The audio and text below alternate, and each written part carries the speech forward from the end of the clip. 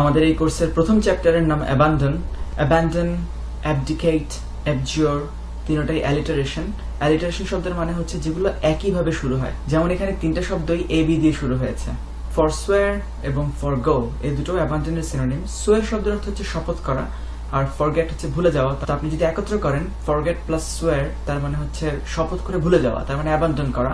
ফরগো মানে forget plus গো, চলেও গেলেন ভুলেও গেলেন, তার মানে অ্যাবান্ডন করলেন। রিনাউন্স শব্দের অর্থ অ্যাবান্ডন, এটা খুবই সোজা একটা ওয়ার্ড। আরেকটা শব্দ হচ্ছে রিট্র্যাক্ট, তার মানে আপনি ট্র্যাক থেকে সরে গেলেন বা আপনি সেই পথটাকে অ্যাবান্ডন করলেন, এইভাবে মনে রাখা যেতে পারে। এতক্ষণ অ্যাবান্ডন করলাম, এবার আসলে একটু সাপোর্ট করি। করোবোরেট, করোবোরেটের অর্থ সাপোর্ট করা, প্রমাণ সহ সাপোর্ট করা, এটা আদালতের মধ্যে ইউজ করা হয়। এন্ডোর্স বা বোলস্টার এই ধরনের শব্দ, সমর্থন করা। আরেকটা প্রতিশব্দ হচ্ছে বাট্রেস। বাট শব্দের অর্থ হচ্ছে নিতম্ব, অর্থাৎ যেটা আমাদের শরীরের ভার বহন করে যখন আমরা বসি, অর্থাৎ আপনার শরীরের ভারটাকে সমর্থন করে, এইভাবে করে মনে রাখা যেতে পারে বাট্রেস শব্দের অর্থ সমর্থন। গেইনসের শব্দটার অর্থ হচ্ছে ডিনাই করা। এভাবে মনে রাখতে পারেন যে আপনি কোনো একটা কিছু গেইন করতে চেয়ে কিছু একটা বলেছিলেন, এরপর সেটাকে আপনি অস্বীকার করলেন, অর্থাৎ গেইন করার জন্য সে করে এরপর আবার উল্টাই গেলেন, তো সেখান থেকে সেটা হচ্ছে গেইনসে বা অস্বীকার করা। এটার আরো দুটো সিনোনিম হতে পারে রেপিউডিয়েট বা রেনেগ। রেনেগ শব্দটা হচ্ছে রেনেগেট থেকে। রেনেগেট শব্দের অর্থ বিশ্বাসঘাতক। তো রেনিগেট বা বিশ্বাসঘাতকরা যা করে সেটাই হচ্ছে রেনিগ করে বা অস্বীকার করে।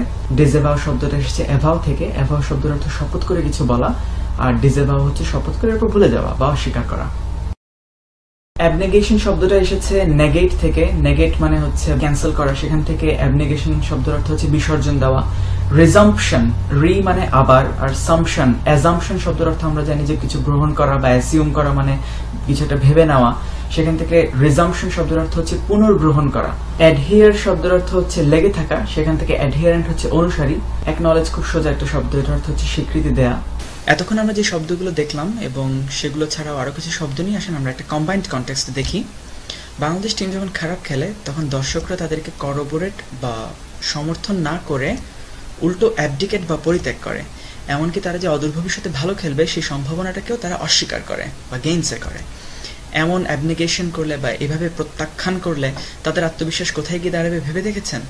আমাদের উচিত তাদেরকে পুনরায় গ্রহণ করে নেওয়া বা রিজাম্পশন করা, তাদের প্রকৃত অ্যাডহিয়ারেন্ট বা অনুসারী হওয়া, ভালো খেললে অ্যাকনলেজ বা স্বীকৃতি দেয়া, এবং কোনো অবস্থাতেই তাদেরকে রিলেন্ট না করা বা তাদের উপরে হাল ছেড়ে না দেয়া।